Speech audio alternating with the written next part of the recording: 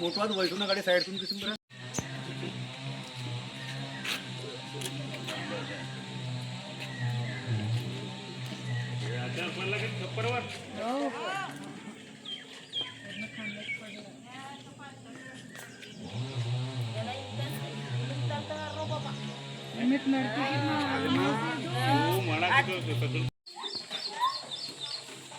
बंद तर काम नाही ठीक आहे काम चालू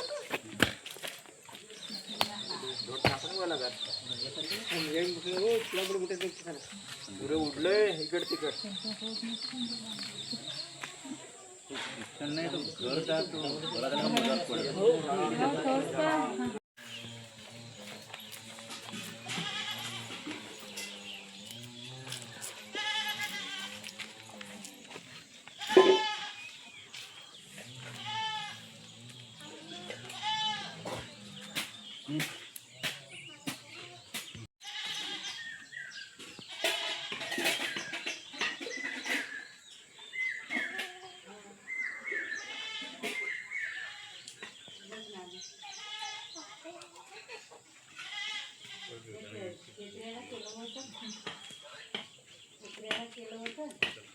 आमच्या गावी रात्री 11च्या सुमारास वादळी वारा आला आणि कोणाची छत हे झाडं घरावर पडले आणि कोणाचं धानाचं नुकसान झालं आहे खूप म्हणजे खाली पडले आहेत त्याचं सरकारनं थोडंसं दखल घ्यावी आणि त्याची भरपाई करून द्यावी हीच विनंती आहे माझ्याकडून. ओरा यामध्ये वादळी आणि चक्रीवादळ आल्यामुळे खूप नुकसान झालं आहे शेतीचं आणि घरांचं. त्याचे पंचनामे आम्ही आता तिन्ही यंत्रणा मिळून करत आहोत आणि आम्ही पुरेपूर प्रयत्न करू की सर्वांना त्याचा नुकसानीचा भरपाईचा म्हणजे पुरेपूर लाभ मिळेल आणि नुकसान भरपाई मिळेल.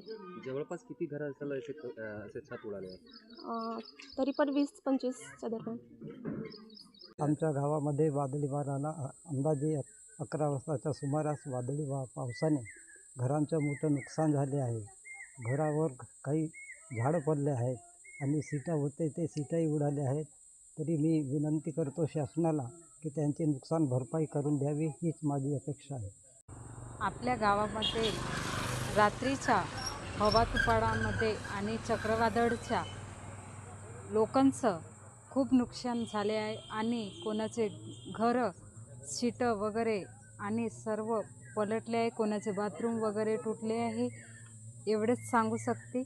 आणि मी ह्या लोकांना ह्या नुकसानीचा काही भरपाई मिळावा म्हणून मी अशीच अपेक्षा करते आणि इथेच थांबते.